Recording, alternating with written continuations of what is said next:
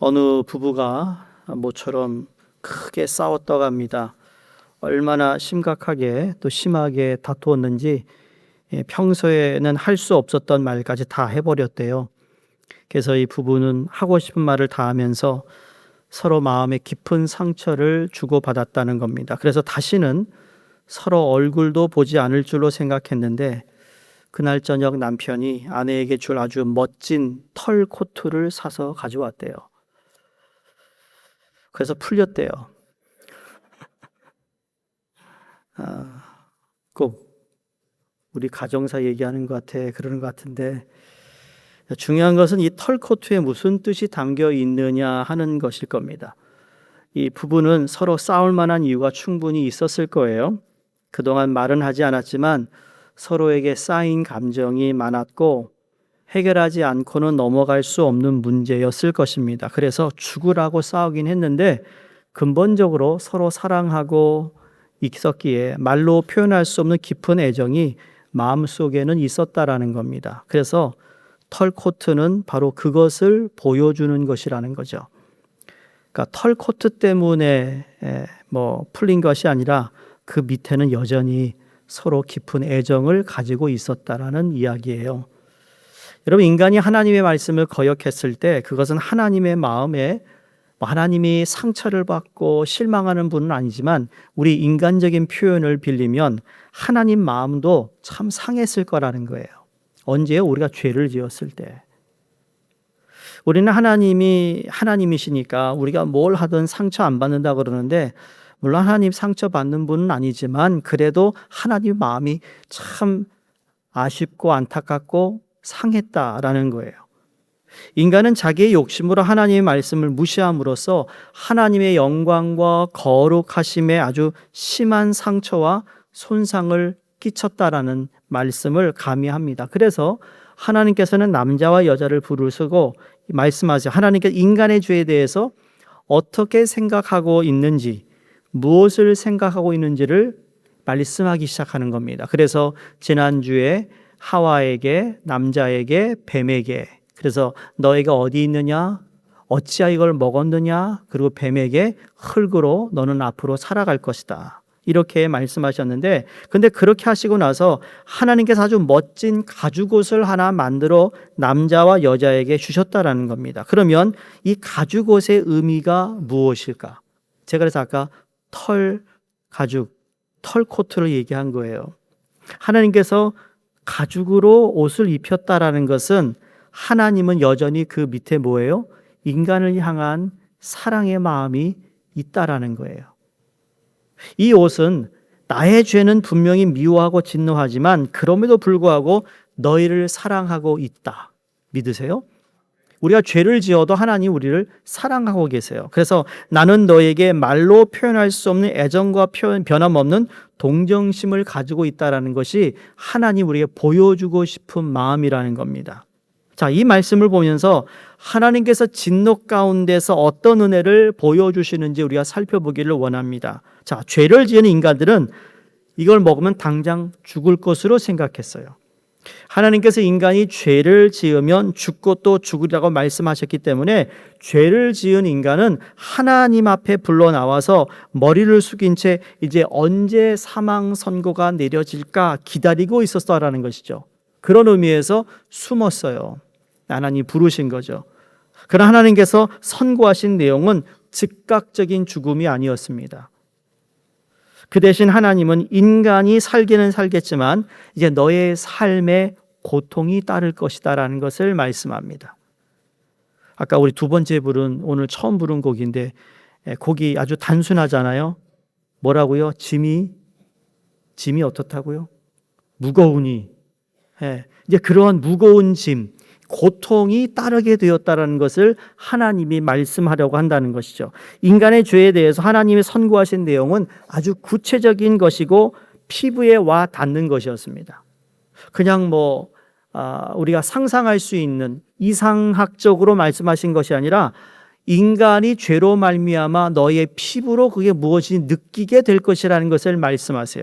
그러니까 흙에서 출발해서 결국은 흙으로 돌아갈 것인데 언젠가는 그들에게 죽음이 찾아올 것이다. 그들은 더 이상 이 동산에서 하나님과 교제할 수 없고 하나님의 심판의 말씀은 그들을 에덴 동산에서 내쫓는 것으로 마무리됩니다만 그 나가기 전에 하나님 그들에게 아주 자세하게 어떤 일이 벌어질 것이라는 것을 이야기하고 있어요. 자, 이 말씀을 하기 전에 여러분, 전제는 뭔가 하면 우리가 죄를 지으면 어떤 일이 벌어진다는 것을 알면 죄를 짓지 않을 거예요. 네가 이 죄를 지음으로 말미암아 이 죄로 말미암은 대가가 뭔지, 네가 이걸 통해서 가야 하는 그 어렵고 힘든 길이 무엇인지를 미리 안다면 아마 죄 짓는 것을 조금 덜 죄를 지을 거라는 거죠. 근데 인간은 자꾸 뭐 해요? 무슨 고기 먹었어요? 까마귀 고기를 먹어가지고, 그쵸? 까먹어요. 이해하세요? 근데 우리는 까마귀 고기를 한 번도 먹어본 적이 없는데 까마귀 고기 먹은 것처럼 자꾸 깜빡깜빡한다는 거죠. 자, 그러면 우리는 죄가 가져온 결과 세 가지를 생각해 볼 수 있는데, 첫째, 죄는 무엇보다 하나님과의 영광된 교제를 빼앗아 갔습니다. 그냥 교제가 아니에요. 하나님의 영광, 기억하세요? 하나님의 영광이 아담과 하와에 있었는데 선악과를 따먹음으로 그 영광이 떠난 거예요. 그래서 벌거벗음을 알았다 그랬잖아요. 이것이 바로 영적 사망인 겁니다. 하나님께 정령 죽으리라 하셨을 때 그것은 하나님과 인간의 살아가는 교제가 단절되었다는 의미인데, 죄에 빠진 우리 인간들은 하나님과의 만남이 어떤 것인지 알지 못합니다. 여러분, 저와 하나님과의 만남이 어떤 것인지 솔직히 아담과 하와가 피부로 느낀 것처럼 우리는 그 경험을 모릅니다. 솔직히. 물론 은혜를 받아서 하나님이 나와 함께 하시고 찬양하고 기쁨이 있는 건 알겠는데, 아담과 하와가 에덴 동산을 하나님과 거닐면서 느꼈던 그 분위기, 그것이 어떤 것인지 우리는 죽었다 깨어나도 몰라요. 천국 가면 알겠지만. 왜 그런지 아세요? 기억하세요? 하나님과의 만남이 어떤 만남이었죠?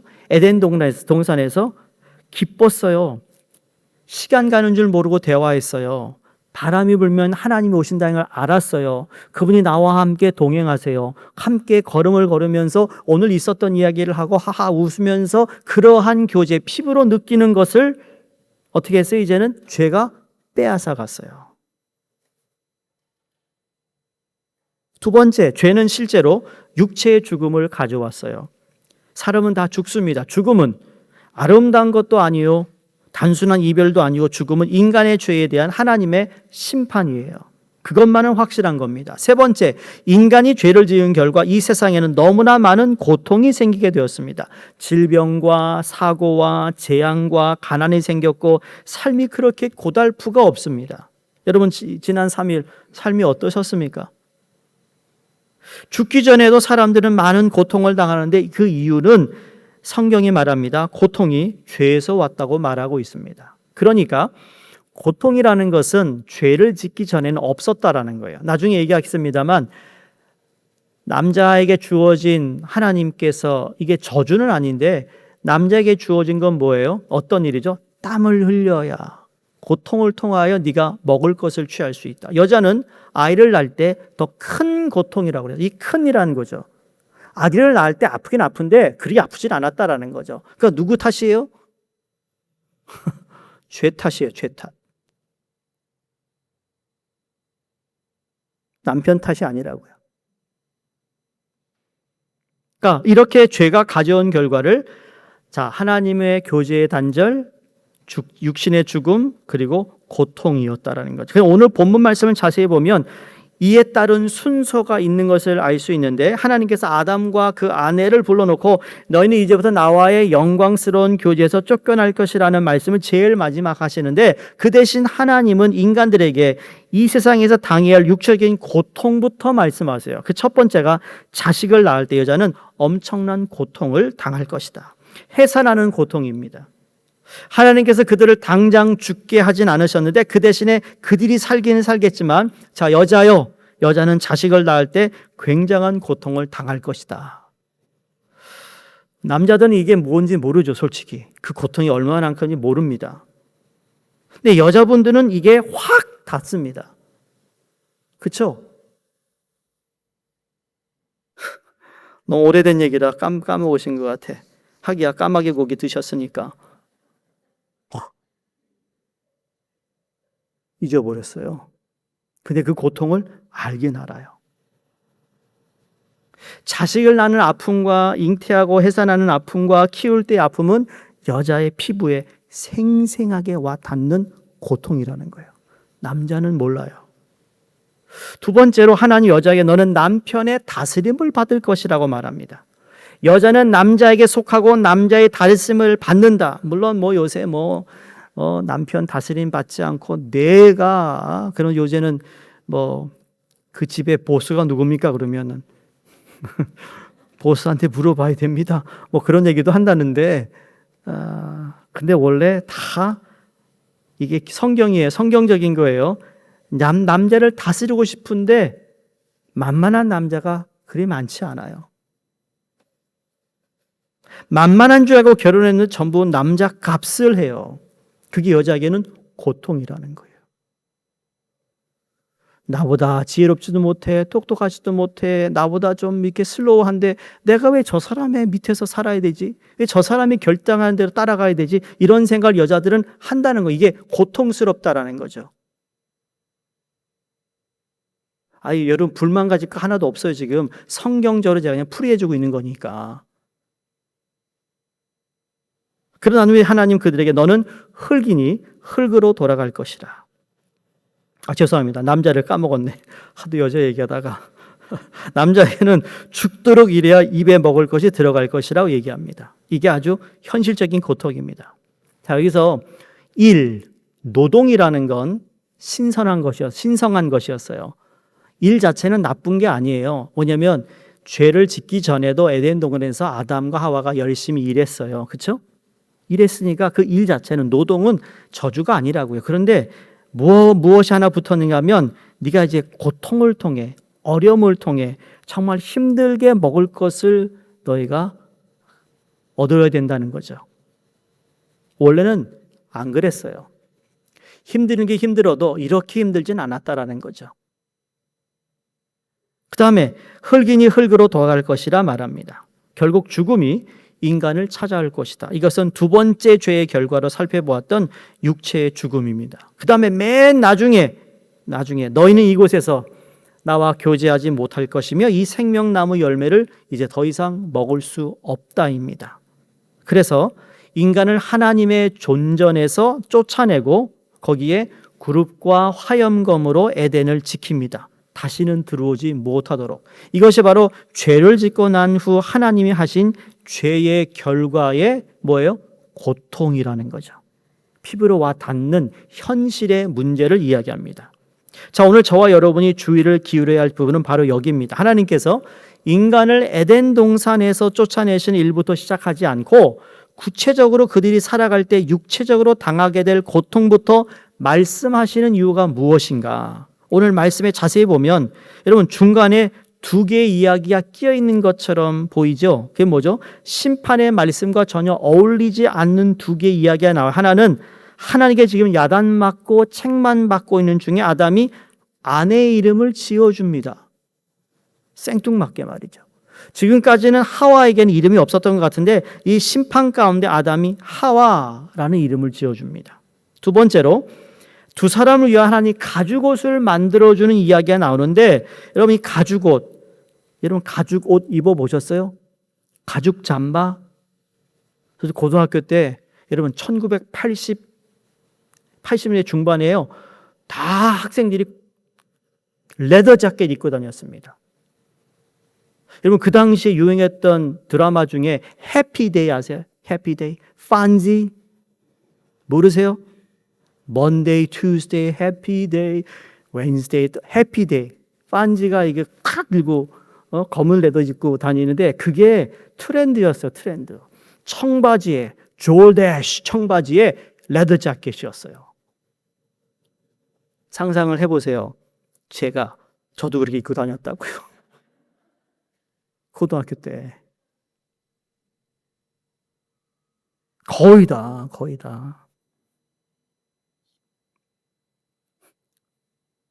자, 가죽옷. 그게 요새는 가죽옷 줘도 안 입어요. 한국에서는 한동안 무스탕 입는다고 그러죠. 무스탕. 가죽옷을 입고 다녔잖아요. 비싼 옷이에요. 왜? 가죽이니까. 그러니까 벌거벗은 몸을 가리기 아주 간편하고 좋은 옷일 수 있습니다. 자, 심판의 말씀 한가운데 이 두 개의 이야기가 나온 이후에 에덴에서 추방이 되는 선고를 받아요. 자, 이 이야기 속에 포함된 깊은 의미를 우리는 다 알 수 없지만 어쩌면 이 이야기에 어떤 깊고 심오한 의미가 있는지, 왜 하나님께서 이런 순서대로 하셨는지, 왜 이런 무서운 말씀 속에 이 이야기를 포함시켰는지 정확하게 알 수 없습니다만 이 두 개의 이야기 때문에 심판을 그토록 두려워하지 않을 수 있으며 어쩌면 소망을 가지고 살 수 있는 그 무언가를 하나님이 하나 싹 넣어놓은 것 같은 느낌을 받는다는 거예요. 지금 추방되기 바로 직전인데 하나님이 아담으로 하여금 하와라는 이름을 짓게 하시고 가죽옷을 입히는 이야기예요. 또 심판의 순서가 이렇게 진행됨으로써 우리는 죄를 추상적으로 생각하는 대신 구체적이며 피부에 와 닿는 것으로 실감할 수 있다라는 겁니다. 자, 하나님께서는 죄가 가져온 실제적인 효과부터 말씀하시는데 죄가 가져온 결과 중 가장 중요한 것은 하나님의 존전에서 쫓겨나는 거였어요. 근데 사람은 하나님의 존전에 쫓겨나는 것이 얼마나 엄청난 일인지 모릅니다. 아직 아담과 하와가 하나님의 존전, 에덴 동산에 살지 못하고 그 바깥으로 쫓겨난다는 것이 어떤 것인지 상상을 하지 못해. 왜? 한 번도 경험하지 않았기 때문이에요. 그런데 이것을 알고 있었던 유일한 구약의 참 우리가 좋아하는 인물이 하나, 그게 누구죠? 다윗은 알아요. 그게 뭔지. 시편 51편 10절에 보면 밧세바를 취하고 난 후에 나단 선지자가 와가지고 당신이 그 죄를 범한 사람이라고 지적하고 나서 울면서 그가 하나님께 고백하잖아요. 그러면서 내 하나님이여 내 속에 정직한 마음을 주시옵시고 나를 주 앞에서 쫓아내지 마옵시며 그럽니다.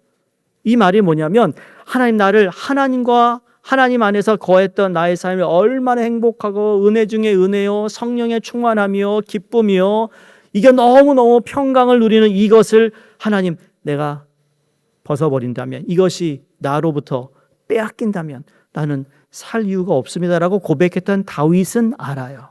다시 말해 우리가 하나님 앞에서 어떻게 살아가느냐를 통하여 하나님의 존전에서 쫓겨난다는 말씀처럼 무서운 말씀이 없어야 된다는 거예요. 누구에게? 우리에게. 물론 아담과 그의 아내는 하나님의 존전에 살았고 하나님께 찾아오실 때의 특별한 분위기를 알고 있었으며 하나님이 부르시는 소리를 알았고 하나님이 한번 방문하실 때 얼마나 기쁘고 영광스러운 것을 알았기 때문에 하나님의 존전에서 쫓겨나는 것에 대해서 한 번도 상상한 적이 없어요.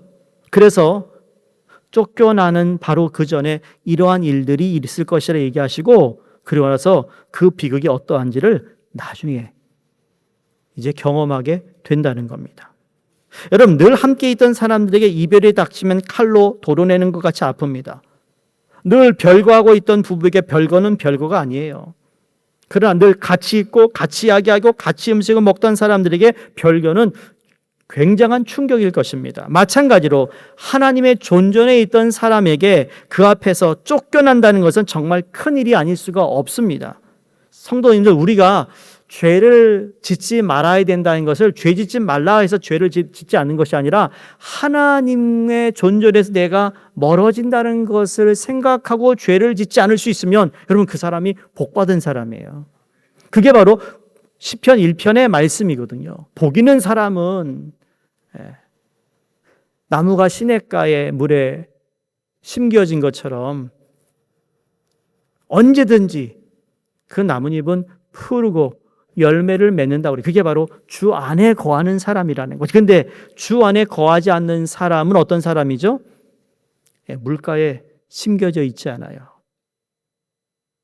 말라 비틀어지는 줄도 모른다는 것이죠. 이게 바로 우리에게 중요한 문제인데 그게 하나님과의 관계입니다. 그러나 문제는 그것을 문제라고 생각하지 않는 것이 또 문제라는 거예요. 보세요. 당장 병든 것이 문제죠. 당장 내 식구가 아픈 것이 문제예요. 집안에 어려운 일이 생긴 게 문제예요. 지금 먹고 살 게 없는 게 문제인 거죠. 이런 일이 생기면 초비상이 걸립니다. 그러나 하나님과의 관계가 좀 되었는데 여러분, 약화되었다고 직장에서 쫓겨나는 것도 아니요, 뭐 특히 달라지는 것도 없어요. 그러니까 하나님과 나와의 관계가 무슨 상관이 있는가 하는 것이죠. 지금 나와 하나님과의 관계에 문제가 있구나. 그렇게 생각하면 그 사람은 정말 어떻게 보면 깨어있는 사람이고 하나님 안에서 살고 있는 사람이라고 말할 수 있다라는 겁니다. 성도님들, 우리는 먹고 사는 것을 중요한 문제라고 생각합니다. 여러분, 그게 먹고 사는 것에 대해서 하나님이 관심 없다는 얘기가 아닙니다. 오해하지 마시고. 우리는 먹을 것이 없으면 두려워합니다. 병이 나면 두려워합니다. 하나님께서 죄의 결과를 우리의 실생활에 연결해서 말씀하고 있는데, 자, 죄가 가져온 결과는 하나는 여자가 아이를 낳을 때 엄청난 고통이 동반된다는 것. 아이를 그래서 낳을 때마다 죄가 떠올라야 된다는 거죠. 배가 부를 때 두려워지기 시작한다는 거죠. 아이를 낳는 이 고통이 하나님 말씀에 죄로 인해 우리에게 주어진 큰 고통인데 내가 더 잘 살아야지. 아기 낳고 잘 살아야지. 그렇죠? 근데 아기 낳고 어떡하죠? 아기만 바라봐. 아기만 생각해. 잠자리 어머 오늘 또 기도 못했네. 애 때문에 바빠가지고 내일 해야지. 그날도 아기만 봐. 하나님이 생각이 안 되는 거죠. 왜? 까마귀 고기를 먹었으니까. 남자는 죽도록 일을 해야 합니다. 땀을 흘려야 입에 먹을 것을 먹기 들어갔는데 먹을 것이 계속 입에 들어오면 여러분 어떻게 하죠? 이 역시 죄가 생각나요. 내가 오늘 하루 일과 너무 고됐어. 그러면 죄로 인한 거였구나. 그래서 성경에서 말씀하신 식을 우리가 생각한다면 이 죄로 인하여 내가 땀 흘려 일을 해야 되는 것, 하나님 내게 주어진 책임이 큽니다.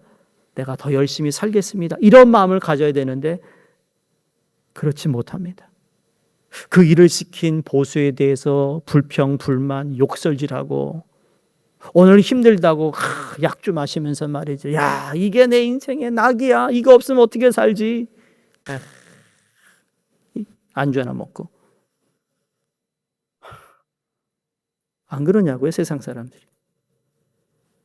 여러분 가운데 과거에 그랬을 거예요.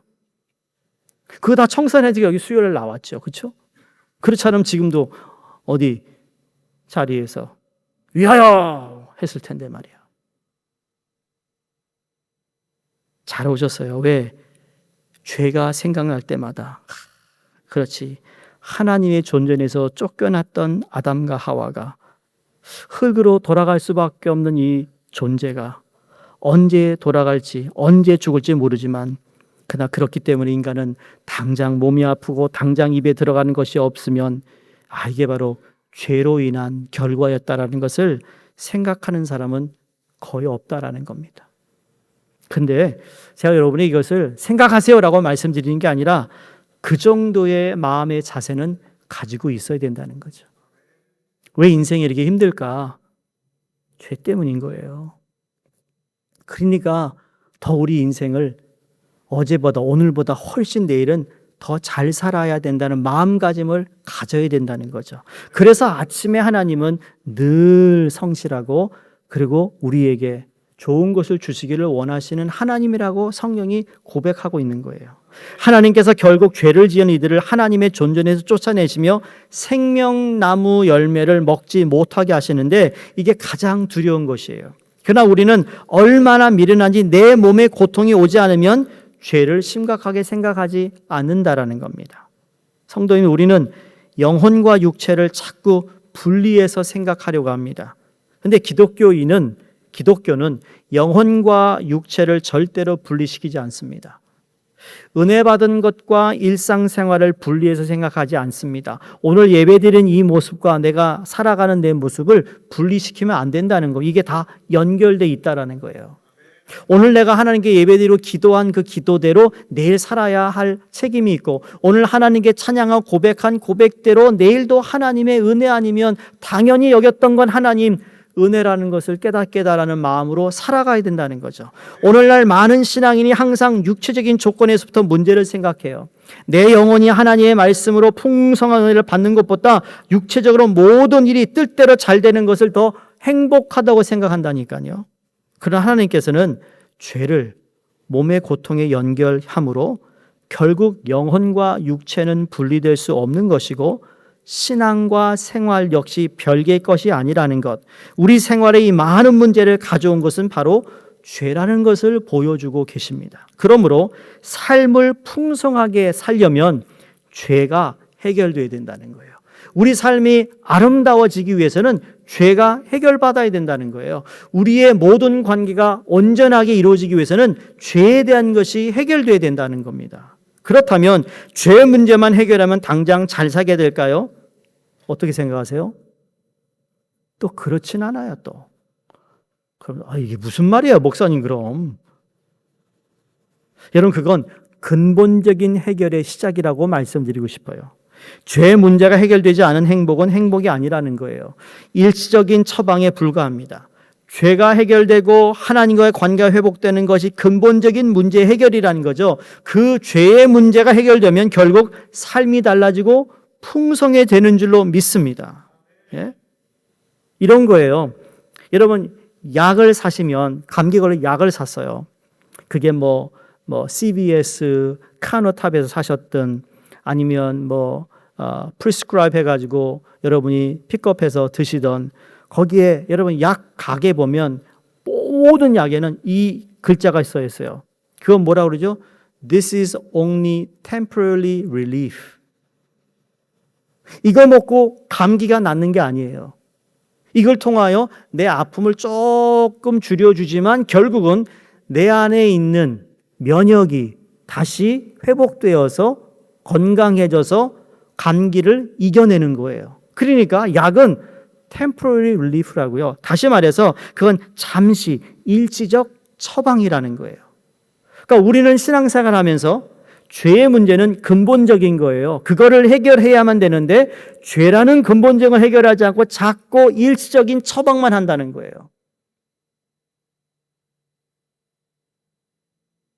한번 말씀드렸나 모르겠지만 도미니카 리퍼블릭 가면 밭데이라는 설탕 농장이 있습니다. 과거에 노예를 팔다 이렇게 잡아다가 도미니카에서 노예를 실어다 와가지고 아프리카에서 여기서 유럽으로 남은 이제 북미로 노예를 실어 날려 팔았는데, 그러면서 거기에 설탕을 제조하는 설탕 농장이 있어요. 거기에 사는 사람들은 소셜 넘버도 없고 국적도 없는 사람들이에요. 그러니까 평생 제너레이션 거기서 먹고 사는 거예요. 다른 데 갈 데가 없어요. 직장을 구할 수 없는 정말 오늘 모든 데의 노예들입니다. 근데 거기에 이제 선교를 갔었는데 거기서는 이제 다른 기구도 없습니다. 말 타고 다니고, 거기서 이제 좀 높은 사람은 말 타고 다니고, 그런 쉘이라는 여러분 그 월남정에 썼던 그 칼 같은 게 있잖아요. 정글에 쓰는 그거 가지고 다 수술을 다 깎고 해가지고 하는데, 이게 잘못 탁 팔이나 다리에 하면요 싹 살점이 나가는 거예요. 근데 약도 없어, 의사도 없어요. 이제 그 하루 일을 마치고 저희 숙소로 돌아가려고 하는데, 그때 누가 조그만 모펫을 타고 와가지고는 여기 도와주는 사람이 있다고 들었는데, 우리 아버지가 다리가 칼에 살점이 떨어져서 지금 썩어 들어가는데 도와줄 사람 필요하냐고 지금 와달라고 그래서 지금 못 간다고. 오늘은 해가 지면 우리는 빨리 나가야 돼요. 거기가 얼마나 거기는 라이트 없어요. 그 사람은 정말 전기 없이 사는 사람들이에요. 그 사람들이요, 부엌도 가면 그냥 숯에다가 그냥 냄비에다가 그냥 구워 먹는 게 전부예요. 다 빼짝 말랐고. 어쨌든 안 되는 거에서 안 된다. 우리 못 간다. 지금 갈 수 없다. 그 다음날 어떻게 다시 그 사람을 찾아서 갔어요. 갔는데 진짜 썩어 들어가고 있어요. 다리가 20불이 없어서. 그 다음 거기 도미니카 20불 주면 의사가 출장 나와요. 그래가지고 20불 또 주면 데리고 나가요. 그러니까 40불이나 50불이면 그 사람을 치료할 수 있는 방법을 찾는데 그것도 없는 거예요. 돈도 안 되니까. 여러분, 처음에는 별의별 방법 다 썼겠죠. 일시적인 처방은 절대로 낫게 못해요. 결국은 잘라내야 되는데 잘라내기 전에 고침을 받아서 병원에 가서 치료받고 그 사람 다리가 다시 온전하게 됐다라는 실화예요. 그러니까 우리는 죄에 관해서 일시적인 처방을 자꾸 내리려고 한다는 것이죠. 그러면 우리의 삶은 변화되는 게 없어요. 여러분, 예수 믿으면 아기를 낳을 때 고통이 없어지나요? 만약에 그렇다면 여자들로 꽉 찰 거예요, 교회가. 근데 그렇지 않아요. 예수 믿는 사람은 땀 흘리지 않고 기도만 하면 먹을 게 생기나요? 그렇다면 모든 세상의 남자가 여기 다 찰 거예요. 예수님은, 여러분, 예수를 믿으면 고통의 의미가 달라진다는 겁니다. 우리가 생각하는 고통이 아니라 내가 받아들이는 고통을 어떻게 해석하느냐가 달라지는 거예요. 같은 고통이 아니라는 거죠. 내 영혼이 하나님의 은혜를 받는다고 해서 당장 해산의 고통이 없어지고 직장의 문제가 해결되지 않을지 몰라도 이것은 근본적인 문제 해결이 되는데 하나님의 은혜 없이 땀 흘릴 때는 그냥 죽도록 땀만 흘렸을 뿐 얻는 유익이 없어요. 가장 중요한 것은 우리 영혼의 문제라는 거예요. 그래서 우리로 하여금 이제 육체적인 고통에서 거슬러 올라가서 죽음의 문제를 심각하게 생각하게 하시려고 결국 이것은 하나님의 존전에서 쫓겨난 이 문제와 연결되는구나. 우리가 이 문제를 해결하려면 하나님의 존전으로 돌아가야 하겠구나. 그러면 죽음의 의미가 달라지고 땀 흘리며 고통받는 의미가 달라지겠구나 하면서 징검다리를 밟아 근본적인 문제로 돌아가게 하시려고 하나님은 피부에 와 닿는 고통에서부터 이 심판의 말씀을 하고 계신 것이었어요. 그러니까 하나님께서 죄에 대하여 분명히 진노하셨지만 그것은 끝이 아니었다라는 겁니다. 자, 하나님이 벌거벗은 채 떨고 있는 인간들을 위해 가죽옷을 주었다고 그랬죠. 그러면 가죽옷은 어디서 났을까요? 하나님이니까 하니까 가죽옷이 생겼어요? 그럴 수 있겠죠. 아니요, 하나님이 짐승을 죽였어요. 처음 피를 흘렸어요. 그것으로 손수 옷을 만들어 주셨다라는 겁니다. 여기에 하나님의 진심이 들어 있습니다. 그것은 하나님의 사랑이에요.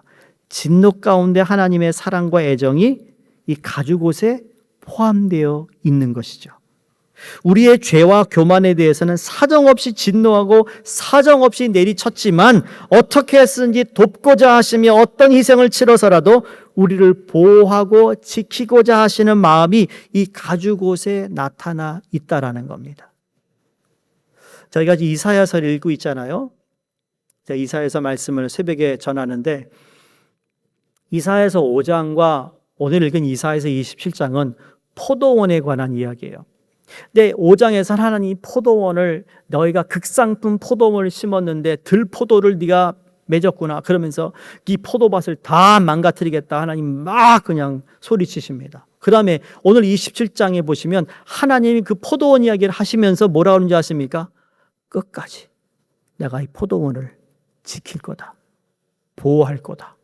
저 아수르 너희들이 동맹하지 마. 아수르 내가 지켜줄 거야. 이런 말씀을 하시는데 그러니까 하나님의 본심은 뭐였냐면 처음에도 사랑이고 두 번째도 사랑이고 세 번째도 사랑이었던 거예요. 여러분 옷은 사람에게 많은 영향을 줍니다. 독일 시인 릴케도 말테의 수기에 이런 대목이 나옵니다. 그 무렵 나는 어떤 특정한 의상으로부터는 직접적으로 영향을 받을 수 있다는 것을 알았다. 그러한 의상을 몸에 걸치게 되면 금방 그 힘에 지배당하는 것을 인정하지 않을 수 없다. 거동도, 표정도, 사고까지도 그것에 영향을 받는다라고 고백합니다. 자, 옷이 날개일 뿐 아니라 마음도 새롭게 변화시킨다는 이야기를 이 시인이 자기의 시집에 적은 글입니다. 의복에 관련된 인간의 심리 상태를 이론적으로 연구하고 정립한 학문이 있는데 그게 의복 심리학이라고 합니다. 별의별 심리학이 다 있어요. 이게 맞아요. 여러분이 그냥 간편하게 입고 다니다가 누가 우리 남자 성도들이 누가 저 가장 하이엔드, 가장 비싼 양복 테일러 메이드를 하는 양복의 선물권을 받았어요. 그래가지고 거기 가서 쫙 재고 입으면서 그걸 딱 입고 나오면 여러분 보통 입고 다닐 때와 그 정말 이제 상상도 안 되는 그 엄청난 양복을 딱 입고 나올 때와 내 몸의 자세가 쓰레빠 신고 다닐 때랑 같을까요? 다를까요? 달라요. 남은 모르는데 이게 얼마짜리인지 모르는 나는 알잖아, 얼마짜리인지. 이걸 딱 입으면 나도 제임스 본드처럼, 저 브래드 핏처럼, 탐 크루즈처럼. 제가 한국 배우를 잘 몰라가지고 그런 것처럼 내가 달라진다는 거예요. 남자만 그런가요? 여자분은 더 그래요.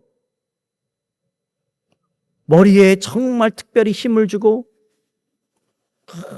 정말 이거 뭐 잘 모르겠습니다만 메이시 브랜드가 아니라 정말 이거는 저 맨하탄 저기 거기만 가야 있는 그 옷을 내가 딱 입고 가방을 딱 들면 아무도 몰라 그 가방이 무슨 가방인지. 나는 알아 얼마짜리인지. 그러면 내가 달라진다고요. 포즈가 달라져. 안 그러세요? 그렇죠? 이게 의복 심리학에서 얘기하는데 한국의 의복 심리학의 권위자인 이인자 교수가 이렇게 얘기합니다. 의복은 옷을 입고 있는 사람의 성격, 가치관, 자아 개념, 감정 상태, 연령, 성, 소속, 기분, 직업 등을 나타내는 중요한 매체이다.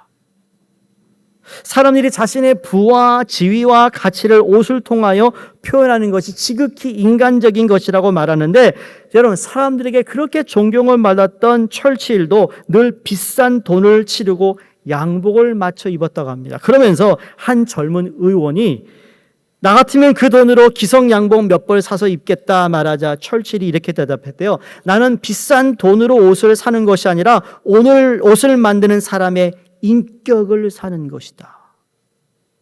그냥 옷이 아니라는 것을 말하고 있다라는 거죠. 본래 최초의 사람인 아담과 하와는 옷을 입지 않았습니다. 벌거벗었지만 조금도 부끄러워하지 않았어요. 불편하지도 않았어요. 근데 죄를 짓고 나서부터 3장 7절에 보면 나뭇잎으로 옷을 만들어 입었다고 그랬습니다. 자, 옷은 범죄 후의 결과물이었어요. 그러나 하나님은 인간을 사랑하시어서 사람들이 만든 옷을 벗기시고 짐승의 가죽으로 옷을 만들어 입히셨어요. 하나님의 옷을 만들어 주심으로써 죄를 범한 인간에게 은혜를 베풀어 주셨다라는 거예요. 하나님이 직접. 그래서 죄의 해결은 하나님만이 해결할 수 있는 거예요. 그래서 예수 그리스도를 보내야만 했던 거예요. 이제 이해가 되세요? 우리는 해결할 수 없어요. 그 옷을 입힐 수, 그래서 예수 그리스도를 내가 믿고 세례받았을 때 우리는 하나님의 의의 예복을 입는다고 얘기하는 거예요. 너의 옛 옷을 던져버리고 주 예수 그리스도 안에서 새 옷을 입어야 된다는 말이 바로 그 의미라는 것이죠. 예수님을 옷 입는 문제로 걱정하는 사람들에게 들의 백합화를 예로 들며 책망하십니다. 바울도 옷을 탐내지 않았음을 고백합니다. 바울은 옷차림에 대해서 이와 같이 여자들도 아담한 옷을 입으며 염치와 정절로 자기를 단장하라고 권면합니다. 다양하게 변화하는 문화 속에서 아름다움을 추구하는 것은 선한 것이고 삶의 풍요가 되겠지만 옷이 죄의 수단이 된다면 그건 하나님이 원하시는 게 아니라는 거죠. 옷은 뇌물의 수단이 되어서도 안 되고 신분 과시의 수단이 되어서도 안 되고 수치의 도구가 되어서도 안 된다는 거죠. 하나님의 은혜를 표현하는 수단이 돼야 된다는 겁니다. 그러니까 옷을 입을 때마다 하나님, 내가 옷을 입을 때 어떤 옷을 입더라도 하나님의 은혜에 감사함으로 입을 수 있어야 되는데 내 눈에 보이는 옷뿐만 아니라 나는 오늘도 예수 그리스도의 보혈로 나를 구원하신 하나님의 의의 예복을 입고 있다는 것을 잊지 말아야 된다는 겁니다. 그게 하나님의 의로 바로 의의 예복을 입으신 저와 여러분, 그 의의 예복에 합당한 삶을 우리는 살아야 될 줄로 믿습니다. 그게 어떻게 주어졌다고요? 예수 그리스도가 십자가에 흘린 보혈의 피로 우리는 그 옷을 입게 되었어요. 그래서 그 옷이 우리의 죄를 덮고 그리고 다시 하나님 앞에 설 수 있도록 예수 그리스도의 보혈로 씻어진 정결한 상태, 그게 바로 저와 오늘 여러분의 삶을 하나님이 허락하셨다라는 것을 오늘 창세기의 말씀을 통하여 깨닫는 부분이라는 겁니다. 사랑하는 성도님들, 하나님은 사람들 에덴에서 쫓아내셨지만 벌거벗은 채로 쫓아내지 않으셨다라는 것. 가죽옷을 입혀 쫓아내셨어요. 여기에는 죄에 대해서 진노하시지만 여전히 한 사람 한 사람을 사랑하시며 어떻게 해서라도 우리를 다시 회복시키려는 하나님의 마음이 있다라는 것을 우리가 들여다볼 때 다시 하나님 은혜에 감사할 수 있으며 하나님의 사랑을 우리가 찬양하며 감사하는 우리 모두가 되기를 주의 이름으로 축원드립니다.